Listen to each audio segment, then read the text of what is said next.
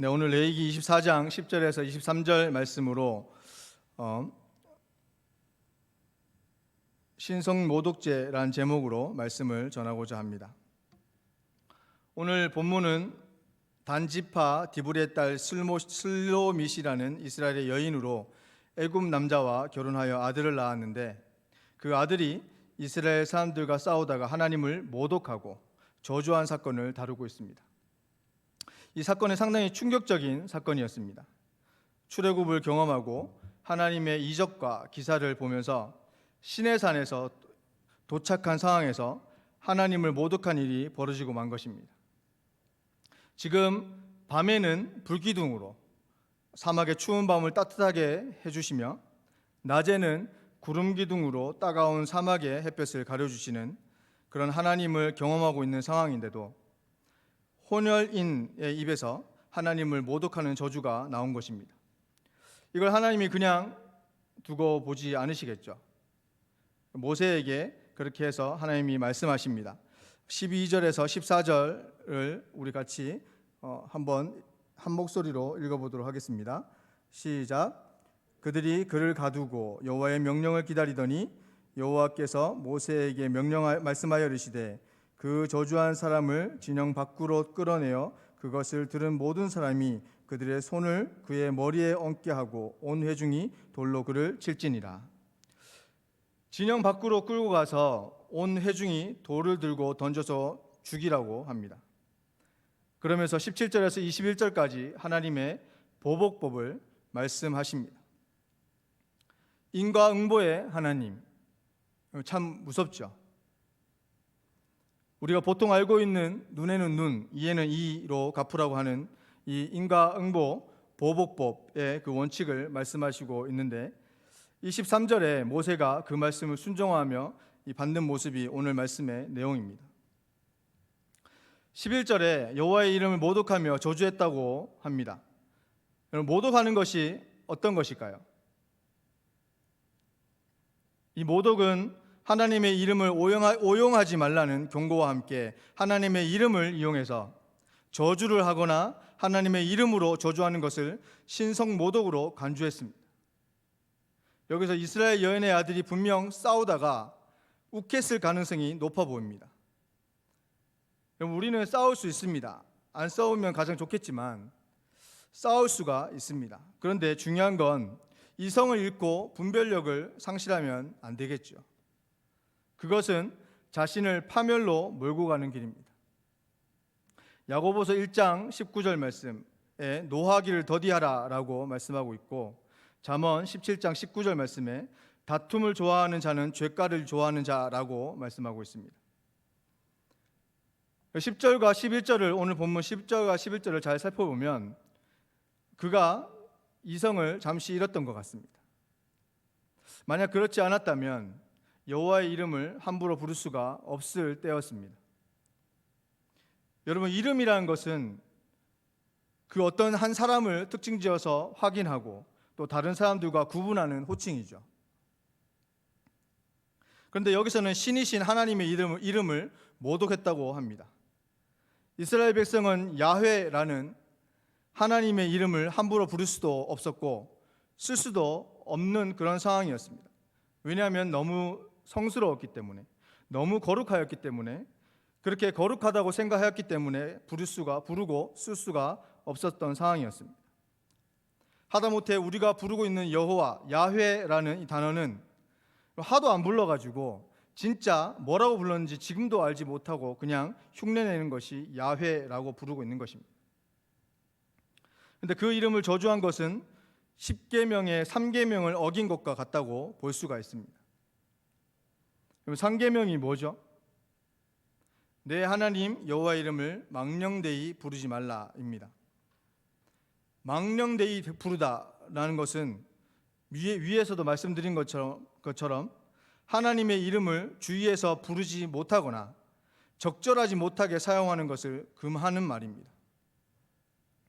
좀 더 쉽게 말하면 아무 의미 없이 하나님의 이름을 부르거나 예수님의 이름을 부르는 것을 말합니다.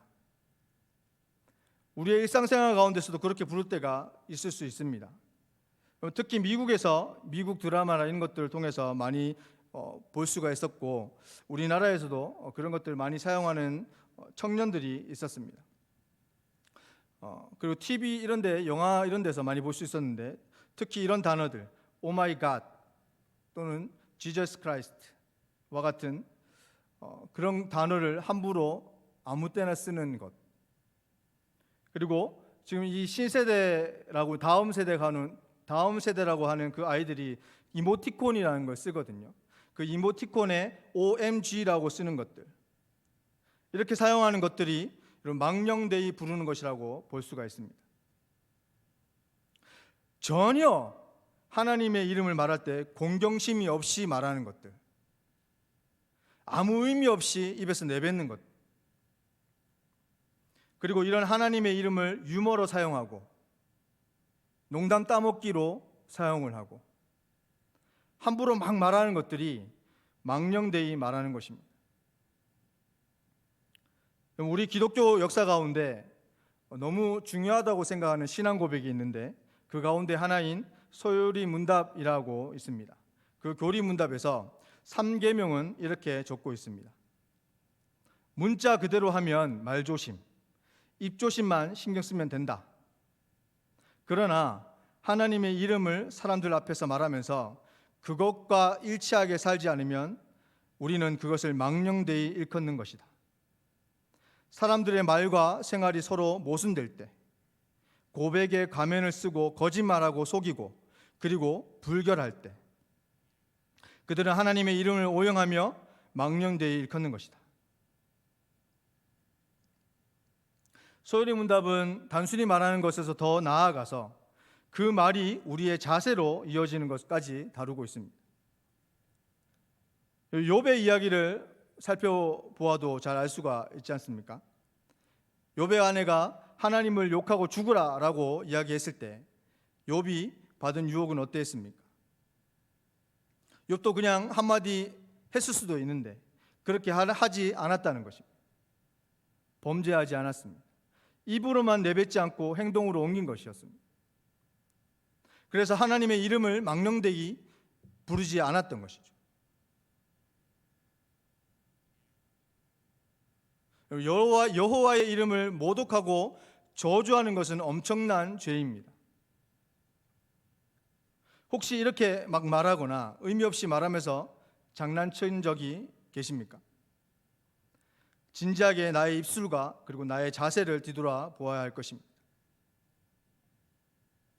여러분, 우리가 이런 죄를 지었을 때 하나님께서는 어떤 반응을 보이셨는지 성경에서는 많이 나타내 보이고 있으십니다. 그런데 오늘 본문에서도 이 사건과 연결해서 17절부터 믿는 자든 믿지 않는 자든 상관없이 동일하게 적용하는 법이 보복법입니다. 주님의 의도가 좀 보이죠? 인과응보의 하나님. 다시 한번 좀 읽어볼 수 있었으면 좋겠습니다. 17절부터 22절까지 한 목소리로 읽어봤으면 좋을 것 같습니다. 같이 17절부터 한 번 더 읽어보겠습니다. 시작. 사람을 쳐 죽인 자는 반드시 죽일 것이요 짐승을 쳐 죽인 자는 짐승으로 짐승을 갚을 것이며, 사람이 만일 그의 이웃에게 상해를 입혔으면 그가 행한 대로 그에게 행할 것이니, 상처에는 상처로, 눈에는 눈으로, 이에는 이로 갚을지라. 남에게 상해를 입힌 그대로 그에게 그렇게 할 것이며, 짐승을 죽인 자는 그것을 물어줄 것이요 사람을 죽인 자는 죽일지니, 거류민에게든지 본토인에게든지 그 법을 동일하게 할 것은 나는 너희의 하나님 여호와임이니라. 모세가 이스라엘 자손에게 말하니 그들이 그 저주한 자를 진영 밖으로 끌어내어 돌로 쳤더라. 이스라엘 자손이 여호와께서 모세에게 명령하신 대로 행하였더라. 아멘. 이 모습을 보면 어떤 생각이 드십니까? 전 너무 무섭더라고요. 참 무섭지 않습니까? 이 보복법은 말 그대로 나에게 잘못하거나 배상해야 할 것들이 있으면 보복하듯이 보복하고 배상해야 한다는 것입니다. 그게 율법이죠. 그런데 이것이 지금 우리가 살고 있는 이 시대에도 드라마나 영화 같은 데서도 많이 이용을 하고 있습니다. 그리고 지금 이걸 잘 지키고 있으며 복수하며 살아가고 있는 종교가 또 있지요. 그 어떤 종교인지 아십니까? 대표적인 종교가 이슬람이죠. 수니파, 시아파 이런 분파로 나눠진다고 하는데 제가 봤을 때는 서로 비슷한 것 같습니다. 어떤 게 더 극보수고 어떤 게 더 하는지 그런 거는 의미가 없는 것 같습니다. 그들이 하는 행동들을 유튜브나 아니면 이런 것들을 바라보면서 참 이러한 복수의 행동들을 많이 하고 있다. 눈에는 눈, 이에는 이 이런 것들을 많이 하고 있다는 것을 살펴볼 수가 있었습니다. 여러분, 그런데 그들만 그럴까요? 사실 멀리서 찾는 것도 좀 웃깁니다. 왜냐하면 나를 생각해보고 우리를 생각해보면 또 그렇지 않다는 것이죠. 여러분, 우리는 용서를 잘 하시는 편인가요? 저는 개인적으로 용서하기가 너무 어렵더라고요. 조금만 나에게 상해를 입혀도 용서하기가 너무 어려운 것을 느낀 적이 너무 많이 있습니다. 그리고 복수를 꿈꾸게 되는 그런 상황들, 여러분 어떠십니까? 내가 당한 대로 갚아주려고 하는 우리의 습성이 있지 않습니까? 지금까지 이 보복법에 대해서 들으면서 하나님도 그러니까 눈에는 눈이고 이에는 이야 이러면서 이렇게 생각하고 그렇게 행하면 여러분 진짜 문제가 됩니다. 혹시라도 지금까지 이 보복법에 대해서 이렇게 생각하고 계신 분이 있으셨다면 이 말씀을 잘못 해석하신 겁니다. 사실 이 법은 그런 의미가 아닙니다. 보복을 하라는 것이 아니에요.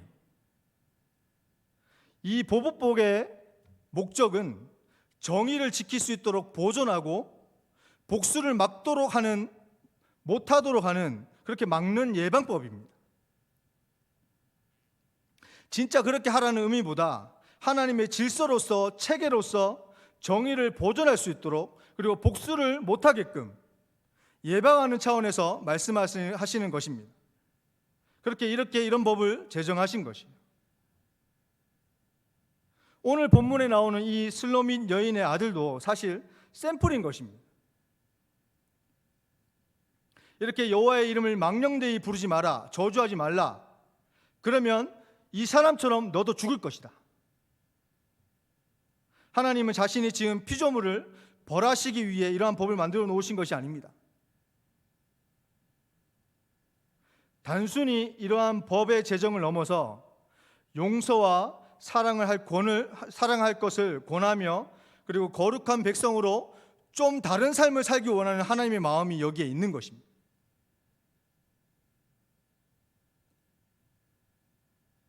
여러분, 그래서 신약에서 예수님은 마태복음 5장 38절에서 48절까지에 있는 그 말씀 중에 39절에 오른뺨을 맞으면 왼뺨도 돌려대라 라는 교훈을 주시면서 이 원리를 더욱 업그레이드 시켜 말씀해 주신 것입니다. 이웃을 해하거나 괴롭게 하지 못하도록, 반대로 그들을 사랑하도록, 생명을 소중히 여기도록, 해치지 않도록, 그리고 하나님의 마음을 알 수 있도록 나타내신 것입니다.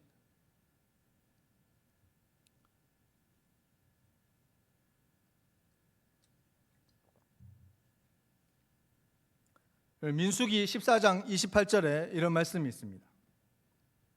너희 말이 내 귀에 들린 대로 내가 너희에게 행하리니. 다시 한번 읽어드리겠습니다. 너희 말이 내 귀에 들린 대로 내가 너희에게 행하리니 라는 말씀이 있습니다. 이스라엘을 책망하며 하신 하나님의 말씀인데 너무 중요한 말씀이라고 생각이 됩니다. 그래서 저는 들락날락하는 우리 집 대문 앞에, 대문 위에 이 글귀를 적어놨습니다. 이제 안에서도 그리고 밖에서도 너희 말이 내 귀에 들린 대로 내가 너희에게 행하리니 라는 이 말씀을 품고 말 조심하자. 특히 오늘 말씀과 같이 여호와의 이름을 막는 데에 부르지 못하도록 마음에 새길 수 있도록 그렇게 적어 놓았습니다. 여호와의 이름을 모독하거나 저주하지 않도록, 더 나아가 나의 자세도 주님을 모독하는 행위가 되지 않도록 조심하자. 우리 같이 조심하며 여기에 숨겨있는 하나님의 사랑을 가슴 깊이 품고 돌아가는 시간이 되시기를 바랍니다. 마지막으로, 그런데 여러분 이건 어떨까요? 베드로전서 4장 14절에서 16절 말씀에 너희가 그리스도의 이름으로 치욕을 당하면 복 있는 자로다. 영광의 영 곧 하나님의 영이 너희 위에 계심이라. 너희 중에 누구든지 살인이나 도둑질이나 악행이나 남의 일을 간섭하는 자로 고난을 받지 말려니와 만일 그리스도인으로 고난을 받으면 부끄러워하지 말고 도리어 그 이름으로 하나님께 영광을 돌리라. 오히려 우리가 하나님의 이름으로 모욕하는 주체가 되는 것이 아니라 나의 삶의 자세도 주님을 모독하는 행위가 되는 것이 아니라 내가 예수 그리스도의 이름으로 치욕을 당하고 모욕을 당하는 입장에 처해 있는 사람이 된다면